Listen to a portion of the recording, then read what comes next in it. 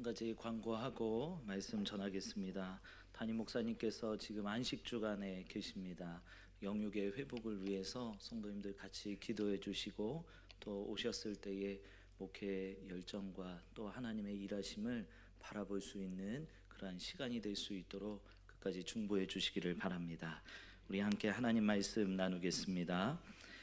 출애굽기 14장 10절에서 14절까지입니다. 한 절씩 교독해서 읽도록 하겠습니다. 바로가 가까이 올 때에 이스라엘 자손이 눈을 들어 본즉 이스라엘 사람들이 자기들 뒤에 이른지라. 이스라엘 자손이 심히 두려워하여 여호와께 부르짖고 그들이 또 모세에게 이르되 애굽에 매장지가 없어서 당신이 우리를 이끌어내어 이 광야에서 죽게 하느냐? 어찌하여 당신이 우리를 애굽에서 이끌어내어 우리에게 이같이 하느냐? 우리가 애굽에서 당신에게 이른 말이 이것이 아니냐? 이르기를 우리를 내버려 두라. 우리가 애굽 사람을 섬길 것이라 하지 아니하더냐? 애굽 사람을 섬기는 것이 광야에서 죽는 것보다 낫겠노라. 모세가 백성에게 이르되 너희는 두려워하지 말고 가만히 서서 여호와께서 오늘 너희를 위하여 행하시는 구원을 보라. 너희가 오늘 본 애굽 사람을 영원히 다시 보지 아니하리라. 함께 읽겠습니다. 여호와께서 너희를 위하여 싸우시리니 너희는 가만히 있을지니라. 아멘. 오늘 말씀을 통해서 하나님의 은혜가 성도님들의 삶에 함께 하실 수 있기를 바랍니다. 우리가 조금 전에 읽은 출애굽기 14장은 잘 알고 있는 내용입니다. 이스라엘 백성들이 홍해를 건너는 사건이 담겨져 있는 성경의 기록입니다. 우리가 성경 전체를 바라볼 때에 그걸 하나의 단어로 표현한다면 무엇일까? 바로 하나님께 영광 올려드리는 책일 것입니다. 하나님의 영광을 위해서 주님께서는 백성들을 세워주셨고 그 하나님의 백성들이 구원받은 성도의 삶을 살아가라라고 주님께서 말씀하십니다. 그 하나님의 영광의 내용이 우리가 읽은 출애굽기에도 동일하게 기록되어져 있습니다. 출애굽기서의 첫 장, 그러니까 첫 절이 시작될 때의 히브리어로 그리고로 출발합니다. 그러니까 출애굽기서를 이해하려면 출애굽기만 읽는 것이 아니라 바로 앞에 있는 창세기와 함께 봐야 됩니다. 창세기와 출애굽기를 한 권의 책으로 놓고 본다면 성경의 첫 출발 창세기를 볼 때 에덴 동산에 하나님께서는 아담과 하와를 놓으시고 그들을 통하여서 하나님과 교제하는 하나님의 영광이 그곳에 가득했고 하나님의 임재하심이 가득해서 그들이 그곳에 있는 것이 기쁘고 감사했습니다. 그런데 범죄함으로 인하여서 그 영광이 떠나가게 되죠. 그리고 하나님의 영광이 떠난 사람들은 오히려 하나님의 없는 삶 때문에 힘들어하고 어려워하고 낭망되어진 삶을 살아갑니다. 그때 주님께서는 출애굽기서 우리가 읽은 건 14장인데 출애굽을 해서 홍해를 건너서 19장에서 24장까지에 이르러 하나님과 언약을 맺고 그리고 25장에서 40장까지를 이르러서 성막을 지으라 라고 명령하시며 성막을 짓고 마지막 40장에서 하나님의 영광이 그들에게 다시금 임합니다. 이스라엘 백성들의 중앙에 하나님의 영광이 임함으로 그들을 지키시고 그들과 함께 하시는 하나님의 일하심을 보게 되죠. 바로 우리의 삶에 있어서 하나님의 영광이 우리의 삶에 가득한 삶을 살아가야 되는데 때때로 하나님의 영광이 떠나는 죄된 삶, 욕심내고 교만하고 나태한 삶을 살아갈 때 하나님께서는 우리의 마음을 안타까워하시며 다시금 우리의 삶에 하나님의 영광이 임재하기를 원해하십니다. 그 길을 가기 위해서 꼭 이들은 가나안 땅, 하나님이 약속하신 그 땅을 들어가야만 했고 그들은 홍해바다를 꼭 건너야 했습니다. 홍해바다를 건너는 것은 이스라엘 백성들에게 선택의 문제가 아니었고 필수였습니다. 꼭 건너야 된다. 그럼 하나님께서는 오늘 말씀을 통해서 그들이 어떻게 건너는지 우리가 함께 볼 수 있기를 원합니다. 우리 10절 말씀 함께 봉독해서 읽겠습니다. 시작. 바로가 가까이 올 때에 이스라엘 자손이 눈을 들어 본즉 애굽 사람들이 자기들 뒤에 이른지라. 이스라엘 자손이 심히 두려워하여 여호와께 부르짖고 바로가 가까이 올 때에라고 되어져 있습니다. 지금 바로의 군대, 병거와 마병이 이스라엘 민족을 쫓기 위해서 열심을 다해서 옵니다. 그런데 이들이 올 때에 8절 말씀, 우리 8절을 보겠습니다. 우리 같이 읽겠습니다. 시작. 여호와께서 애굽 왕 바로의 마음을 완악하게 하셨으므로 그가 이스라엘 자손의 뒤를 따르니 이스라엘 자손이 담대히 나갔습니다. 8절에서 표현되어질 때 바로 왕은 완악했다고요. 그러니까 고집쟁이였습니다. 고집이 얼마나 센지, 그가 고집을 부렸을 뿐만 아니라 그들에게는 분노가 가득 찼습니다. 우리가 한번 생각해 보면 하나님께서 모세를 부르셨고 내가 너희들을 약속한 그 가나안 땅으로 가게 할 것인데 모세 너는 이제 바로왕 앞에 가서 말해라고 말합니다. 그래서 바로왕 앞에서 우리 이제 민족을 하나님께서 이끌어 주신데 가나안 땅으로 가게 한데 우리 가게 허락해 줘라고 하니까 안 돼라고 말합니다. 그래서 10가지의 재앙이 쭉 펼쳐집니다. 그 10가지 재앙의 마지막에 무엇이었냐면 장자의 죽음이었습니다. 이스라엘 백성들은 문설주에다가 어린 양의 피를 바르면서 자신들의 민족을 지켜주신 하나님을 직접 경험했습니다. 그런데 애굽 사람들에게는 그걸 경험하지 않고 오히려 죽음을 맞이하는 것을 그들은 경험했죠. 이 군대에 있는 사람들은 자신의 가족, 아버지 그리고 자녀 누군가는 죽었습니다. 그러니까 이들이 쫓아오는 건 고집만 가지고 완악함으로 온 것이 아니라 바로 분노에 가득 차서 달려오는 것입니다. 그것을 이스라엘 백성들이 바로가 가까이 올 때에 이스라엘 자손들이 눈을 들어 본즉이라고 표현하였습니다. 그가 눈을 들어서 직접 바라본 겁니다. 우리가 살아가는 삶에 직접적인 어려움이 다가왔을 때 겪는 고통과 아픔이라는 게 있습니다. 이들도 동일하게 있었죠. 바로 앞에 홍해바다가 있습니다. 그리고 뒤에 지금 분노에 가득 찬 사람이 날 향해 달려오고 있는 겁니다. 근데 그냥 달려오는 게 아니라 창 들고 칼 들고 달려오는 겁니다. 우리가 길거리 지나가는데 평안하게 다니지만 누군가가 칼 들고 날 향해 달려온다면 얼마나 무섭겠어요. 그것도 깜짝 놀랄 일인데 이건 목적을 가지고 잘 훈련된 군사와 군인들이 지금 다가오는 것입니다. 그때 이들이 눈을 들었습니다. 이 눈을 들었다라는 표현은 히브리어로 뒤꿈치를 들고 밖을 바라보며 조망하는 것입니다. 미래를 조망하는 거예요. 눈을 들어 본즉이라는 표현이 성경에서 여러 군데에서 나오는데 특별히 창세기 13장 10절과 14절에 나옵니다.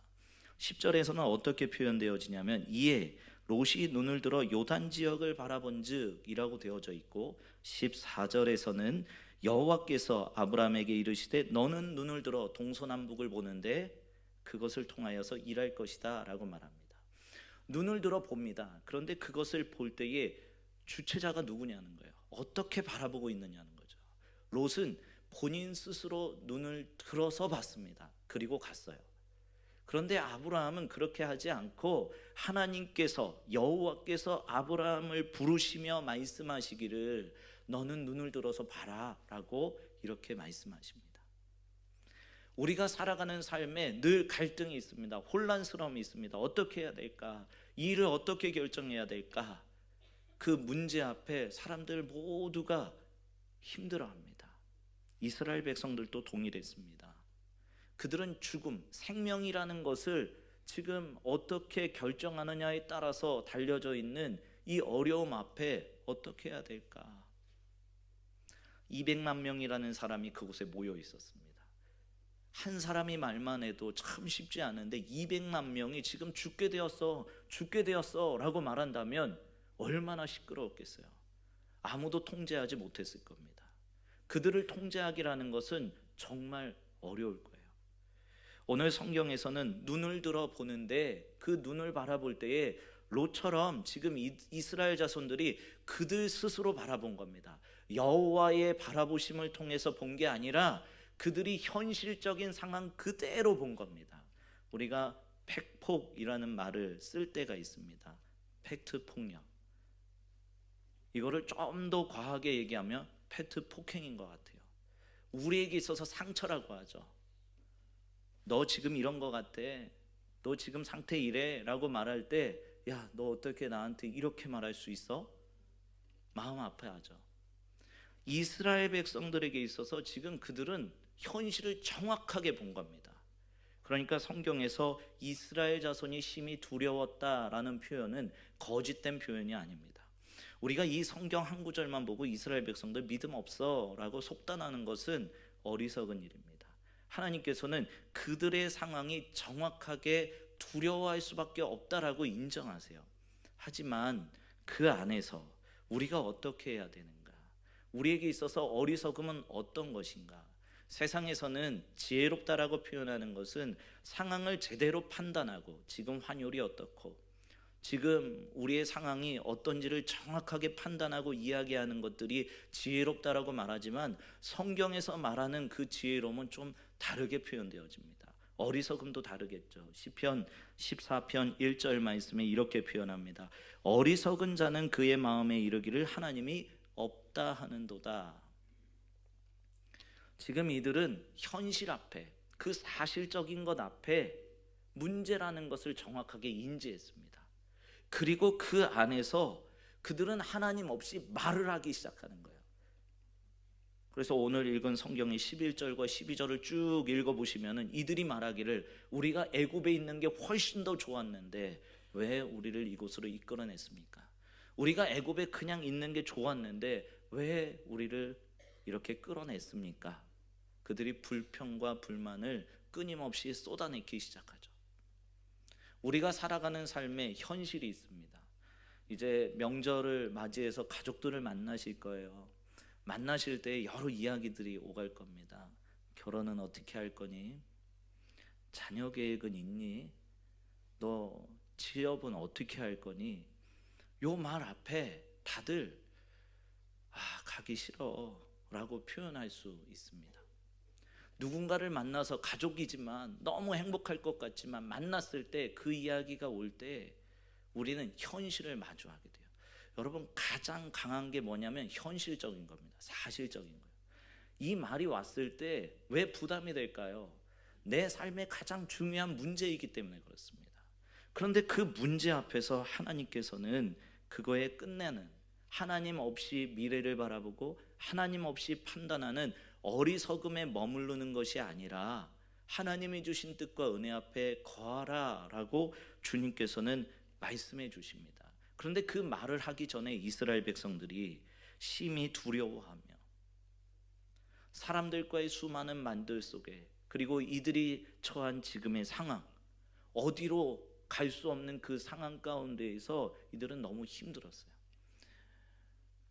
한 10년 전쯤에 제가 강가를 이렇게 걷는데 산책이었습니다. 밤에 그냥 나와서 밤 공기 맞으면서 그래도 하루 잘 보냈나 돌아보면서 산책을 하고 있는데 저는 괜찮은 줄 알았거든요.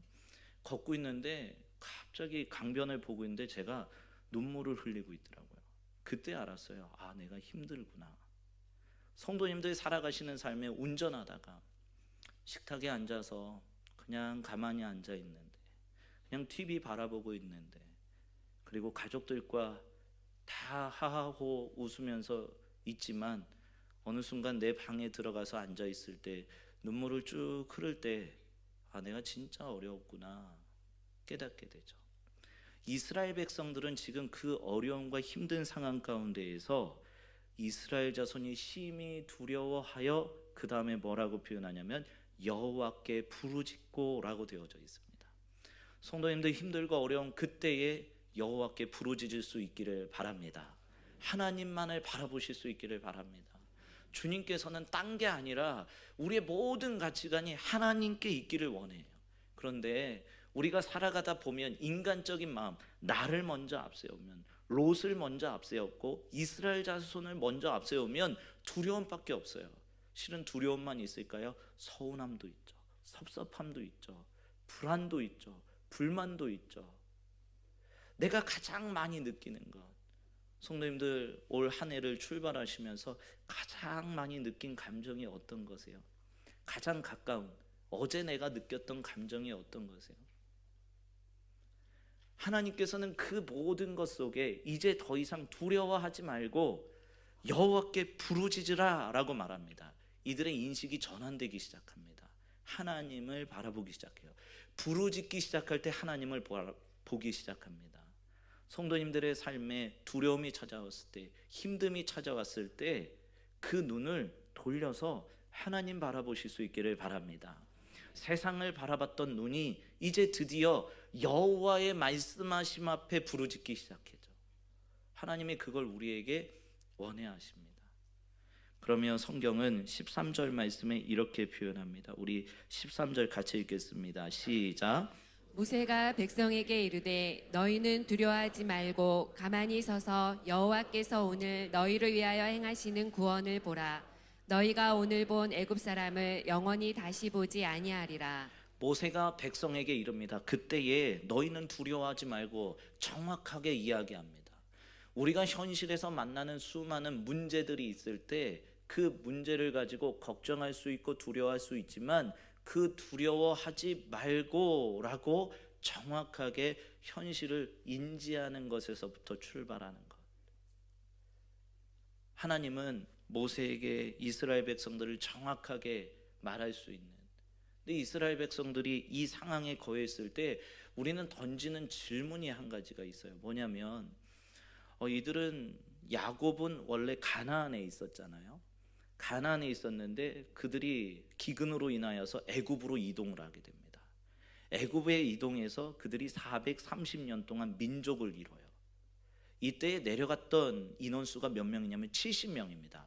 70명이 내려가서 지금 상황은 200만 명이 되어져 있는 거예요. 거대한 민족을 이루고 있습니다. 여러분 대전시가 몇 명인 줄 아세요? 제가 어제 찾아보니까 147만 정도 되더라고요.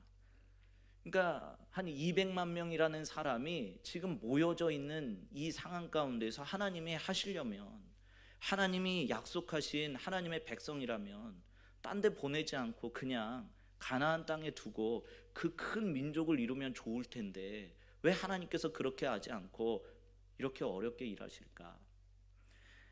야곱이 있었을 당시에 가나안 땅은 5족속이었습니다.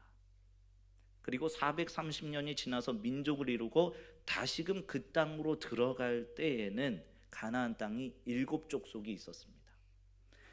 족속의 수가 달라요. 그런데 이 다를 때에 어떤 일이 일어나냐면 이들은 서로 싸워요. 한쪽이 이기죠. 다른 쪽을 받아들입니다. 혹은 다 죽이기도 해요. 그래서 다시금 그들이 섞입니다. 그리고 또 흩어졌다가 또 다시 그들끼리 싸워요. 그리고 죽이기도 하고 흡수하기도 합니다.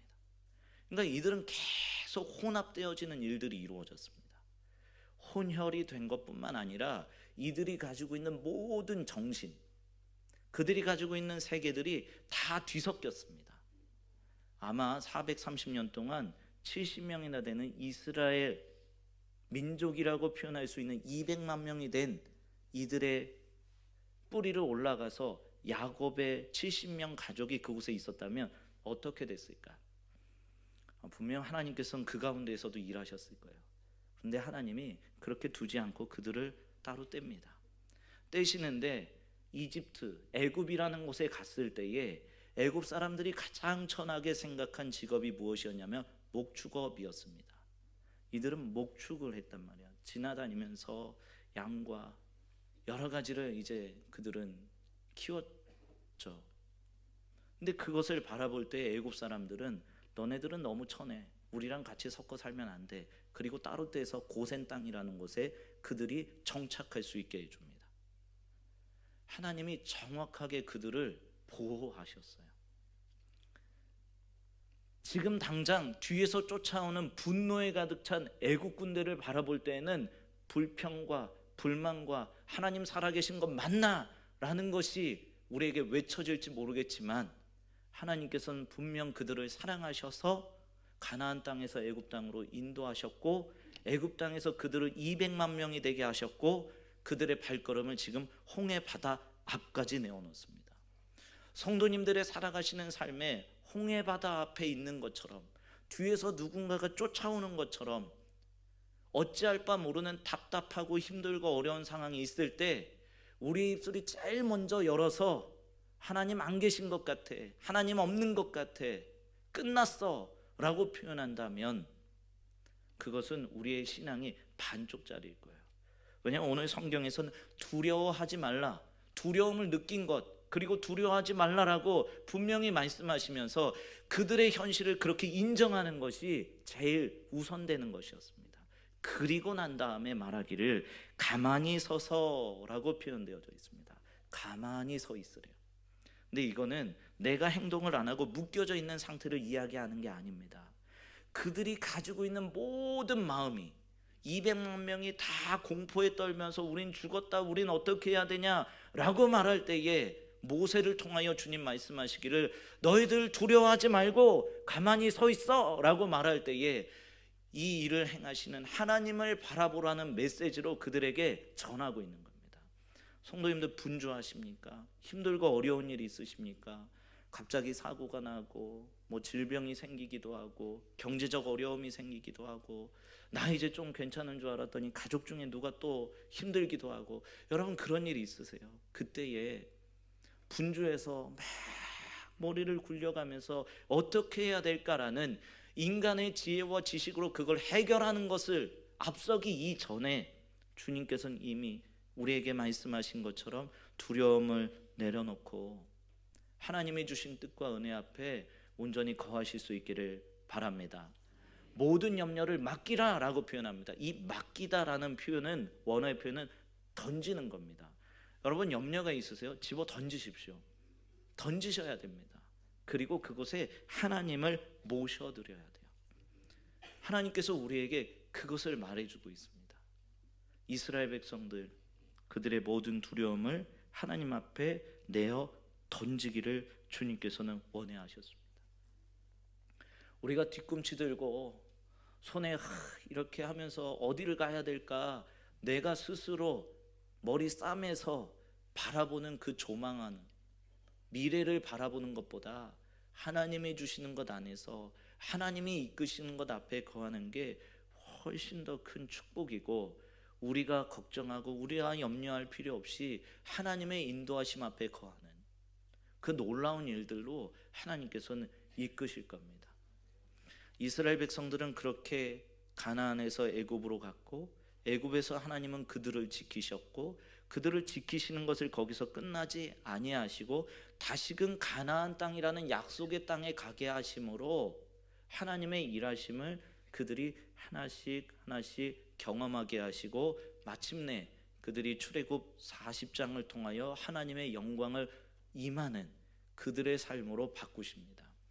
우리는 삶을 하나의 여정으로 표현하는데 우리는 어딘가쯤에는 서 있을 겁니다. 하나님의 영광을 바라보고 서 있을 수도 있고 때때로 우리의 삶이 이제 가나안에서 애굽으로 이주했을 수도 있고 애굽에서 가나안으로 가기 위해서 우리가 걸어가는 어떠한 길목 중에 하나 어느 한 군데에 우리가 있을 수 있습니다. 그러나 중요한 건 그 모든 상황들 속에 하나님이 함께 하셨다는 겁니다. 저는 하나님을 묵상할 때마다 가장 즐겨 묵상하는 한 가지가 히든 갓입니다. 숨어 계시는 하나님. 숨겨진 그 하나님의 뜻을 발견할 때마다 너무너무 놀랍습니다. 그래서 묵상할 때마다 하나님의 말씀을 볼 때마다 그리고 저의 인생을 돌아볼 때마다 성도님들의 삶을 하나씩 만날 때마다 하나님께서 대체 무엇을 하길 원하실까? 하나님은 우리를 포기하지 않으세요. 하나님은 우리를 끝까지 붙잡고 계세요. 분명한 하나님의 뜻이 있습니다. 그게 지금 당장 이루어지지 않을 뿐이지 5년, 10년, 20년, 30년, 50년 언제인지 모르지만 하나님께서 분명히 이루어 주신다는 겁니다. 이스라엘 백성들은 지금 그것을 믿고 나아가는 겁니다. 그들의 공포심, 그들의 지금 염려와 근심과 두려움을 한번 상상해 보십시오. 오늘 집에 가셔서 눈 감고 내가 이스라엘 백성이라고 생각해 보고 바로 앞에 바닷가 있고 뒤에 지금 군대가 쫓아오는 걸 한번 그려보세요. 다른 사람이 아니라 그게 나예요. 나만 있는 게 아니라 나의 가족들이 있어요. 나의 친척들이 있어요. 나의 족속들이 같이 함께 있습니다. 함께 자라고 함께 했던 사람들이 있는데 그들 모두의 위협이 되어져서 힘들고 어려울 때, 1997년 8년 이때 IMF가 왔습니다. 그래서 힘들고 어려웠죠. 시간이 지났어요. 그러다 우리의 가까운 과거 가운데 하나는 코로나입니다.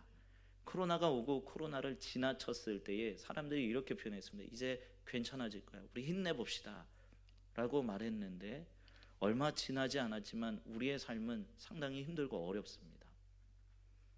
경제적으로, 그리고 나라 민족의 여러 가지 상황들과 세계 정세를 바라볼 때에 힘들고 어려움이 우리에게 여전히 있습니다. 그래서 힘을 내고 싶어도 힘이 나지 않아요. 그때 두렵습니다. 많은 사람들이 이렇게 표현합니다. 장 보러 가는 거 참 무섭습니다. 저도 무섭더라고요. 물가가 왜 이렇게 센지. 근데 그 어려움이 있을 때 그거를 계속 붙잡고 있으면 더 늪에 빠지는 것처럼 힘들고 어려워집니다. 하나님은 그걸 내어 던져놓고 하나님이 주신 뜻과 은혜 앞에 하나님 모든 걸 하나님께 맡깁니다. 가만히 서서. 그래서 성경은 그 다음에 이렇게 표현하죠. 여호와께서 오늘 너희를 위하여 행하시는 구원을 보라. 너희를 위해서 일하는, 상관없이 하나님은 그냥 내팽겨 두신 것이 아니라 내가 너희를 통해서 일하는데 그것도 오늘입니다. 하나님이 오늘 일하실 줄로 믿습니다. 이번 설 명절에 하나님은 일하실 줄로 믿습니다. 하나님은 매 순간순간마다 일하십니다. 그 일하시는 하나님이 우리에게 그 구원을 보게 하시겠다고 합니다. 성도님, 두려움에 멈춰서지 마시고 하나님의 구원을 바라보실 수 있기를 바랍니다. 하나님의 구원만을 묵상할 수 있기를 바랍니다. 하나님은 능력이 있고 강한 손으로 우리를 붙잡으셔서 우리의 삶을 인도하시는 주님이십니다. 그 주님이 우리의 인생을 그냥 두지 않고 이전부터 이후까지, 창세전부터 창세 후에도, 그리고 세상이 다 끝나는 어떠한 그날까지도 하나님께서는 다 기억하시고 우리 인생에 개입하고 계십니다. 이게 하나님의 섭리예요. 섭리는 하나님의 다스림이라고 표현하죠. 하나님이 우리를 그렇게 다스리고 계세요. 이스라엘 백성들을 그렇게 지금 다스리고 있습니다. 우리가 읽지는 않았지만 14절 이후, 아니 15절 이후에 지팡이를 내밀고 그곳이 갈라지면서 마른 땅이 되고 이스라엘 백성들을 다 건너고, 그리고 애국 군대에 있는 사람들은 다 수장을 당하게 되죠. 그런데 이 사건을 성경은 뭐라고 표현하냐면 믿음이라고 표현합니다. 우리 히브리서 11장 29절 말씀 같이 읽겠습니다. 시작. 믿음으로 그들은 홍해를 육지같이 건넜으나 애굽 사람들은 이것을 시험하다가 빠져 죽었으며. 지금 성경은 이렇게 표현합니다. 이 사건은 믿음으로 간 것이다. 그냥 일어난 사건이 아니라, 우연이 아니라 하나님께서 믿음으로 그들을 통해서 행하셨다는 겁니다. 그들의 믿음이었습니다. 우리는 지금 묵상하며 볼 때마다 믿음 없는 것처럼 보이고 두려워했던 것만 보이지만 성경은 히브리서 기자를 통하여 말하기를 믿음으로 그들이 홍해 바다를 건넜다라고 표현합니다. 그곳이 말라져서 마른 땅이 되어져서 육지같이 되어져서 그들이 건넜다라고 표현합니다. 우리에게 있는 근심과 걱정과 두려움이 있는데 그 모든 것이 바다처럼 가득 차서 우리에게 두려움을 주고 있을 때 주님께서는 믿음으로 한 걸음 나아가면 그것을 다 갈라지게 하시고 마른 땅이 되게 하셔서 우리가 잘 걸어갈 수 있는, 정말 평안함과 기쁨과 감사로 휴 이제 살았다라고 표현하는 그것과 같이 이들이 건너고 하나님을 찬양했습니다. 하나님 살아계십니다. 하나님 함께 하십니다. 그런데 이곳에 애굽 사람들은 이것을 시험하다가 라고 했습니다. 이스라엘 백성들이 홍해를 마른 땅같이 건너는 것, 이들이 건너가는 그것을 바라보는 것, 이 일을 위해서 애굽 사람들이 이들을, 이스라엘 백성들을 시험하다가 라고 표현합니다. 여기에서 말하는 시험은 테스트가 아닙니다. 여기에서 테스트는 70점 넘으면 통과, 이것을 표현하는 게 아니라 순도를 이야기해 주고 있어요. 불순물을 다 떼고 정말 순도 100%의 금이냐라고 표현할 때에 사용되는 단어입니다. 그러니까 하나님이 우리의 상황에, 우리의 삶에 고난이 찾아오고 두려움이 찾아오고 힘든 게 찾아오고 어려움이 찾아왔을 때 그걸 통해서 너 한번 어려워봐라, 예끼, 이거 하려고 하는 게 아니에요. 주님께서는 그 시간을 통해 우리가 가지고 있는 불순물, 두려움, 걱정, 돈 문제, 결혼 문제, 취업 문제, 그 현실적인 모든 것들을 이제는 다 내려놓고 하나님이 주시는 뜻 앞에 거하라고 주님이 말씀하는 겁니다. 그렇기 때문에 성도님들 이번 한 주 믿음으로 서실 수 있기를 바랍니다. 가족들 만나셨을 때 믿음으로 말씀하실 수 있기를 바랍니다. 아마 예수 믿지 않는 가족들은 이렇게 표현할 겁니다. 왜 예수 믿어? 예수 믿으면 뭐 나와? 근데 그때에 어떠한 말보다 우리는 하나님이시 살아가는 사람으로서 어리석게 하나님 없이 말하는 것이 아닌, 하나님이 있어서 하나님이 주신 뜻과 은혜 앞에서 하나님 믿으면 참 좋아, 예수님 믿으면 참 행복해, 얼마나 편한지 몰라, 우리가 이렇게 믿음의 고백을 할 수 있는 하나님의 자녀, 하나님의 백성 되실 수 있기를 바랍니다. 우리 말씀을 정리하겠습니다. 그러면 14절에 이렇게 표현합니다. 여호와께서 너희를 위하여 싸우시리니 너희는 가만히 있을지니라. 너희를 위해서 싸우겠다. 이스라엘 백성들을 위해서 싸우겠다. 이스라엘 백성들을 위해서 일하시겠다는 겁니다. 그 일하시는 하나님이 함께 하셔서 우리가 함께 할 때 우리는 막 분주하게 막 이것저것 하며 돌아다니는 게 아니라 가만히 서서 하나님을 묵도하고 하나님을 묵상하고 하나님이 나에게 말씀하시는 것 안에서 한 걸음 나아갈 수 있는, 그래서 홍해 바다를 건너고 하나님의 구원을 바라보는 믿음의 발걸음이 되어진 것처럼 이번 한 주간이 정말 그렇게 믿음으로 승리할 수 있는 주의 자녀, 주의 백성 되실 수 있기를 축복합니다. 우리 시간에 1분간 동안 기도하겠습니다. 하나님, 두려움은 내어 던지게 하여 주시고 오직 하나님이 주신 뜻과 은혜 앞에서는 믿음으로 나아가는 하나님의 구원을 바라보는 하나님의 자녀, 하나님의 백성이 되게 하여 주시옵소서라고 우리 함께 기도하며 나아가겠습니다. 사랑의 아버지 하나님, 주님이 주시는 뜻과 은혜가 우리 안에 가득하게 하여 주시옵소서. 예수 안에 온전히 거하게 하여 주시옵소서. 우리가 살아가는 삶에 두려움이 있고 힘듦이 있고 어려움이 있을 때 하나님 그곳에서 멈추지 않게 하여 주시고 오직 하나님의 주신 뜻과 은혜 앞에 여호와께 부르짖고 여호와를 찾아 주님이 주신 은혜 앞에 거할 수 있는 하나님의 사람 되게 하여 주시옵소서. 하나님의 구원을 보라라고 말씀하셨어.